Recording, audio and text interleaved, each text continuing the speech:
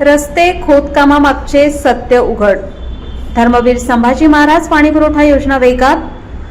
नांदगाव शहरात सध्या ठिकठिकाणी रस्ते खोदलेले दिसतायत. नागरिकांना त्रास होतोय, पण या खोदकामामागचे खरे कारण काय आहे आजच्या आमच्या या खास रिपोर्टमध्ये पाहूयात.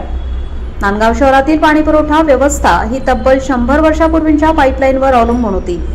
तेव्हा शहराची लोकसंख्या कमी, आज मात्र नांदगावची वाढती लोकसंख्या आणि वाढती पाण्याची गरज या सगळ्यांचा विचार करून मोठा आणि दूरदृष्टीपूर्ण निर्णय घेण्यात आला आहे.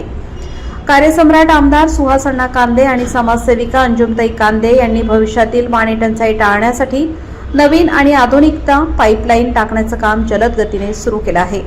या कामामुळे आज थोडा त्रास होतोय, पण उद्या नांदगावकरांना पाण्यासाठी वनवन भटकावे लागणार नाही. धर्मवीर संभाजी महाराज पाणीपुरवठा योजनेच्या माध्यमातून नांदगाव शहराला 24 तास पाणीपुरवठा उपलब्ध होणार आहे.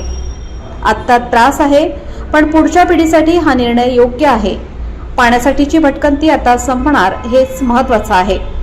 आजचा हा विकासाचा त्रास उद्या नांदगावच्या जनतेसाठी मोठा दिलासा ठरणार आहे.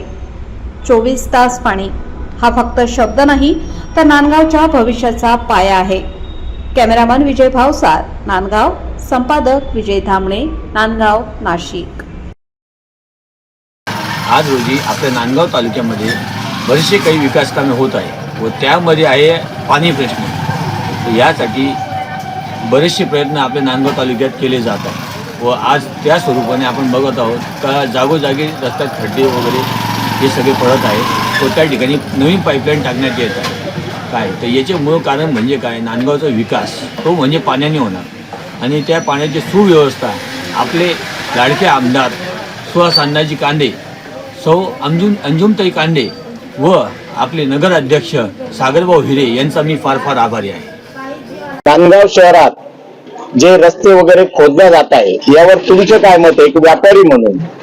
एक व्यापारी म्हटल्यावरती सर्वात महत्वाची गोष्ट आता रस्ते तोडल्यानंतर एक सर्वसामान्य व्यापारी व जे जनता आहे त्यांना याचा त्रास होणारच आहे, कारण की काम ते कमी कमी 15-20 दिवस चालणार आहे.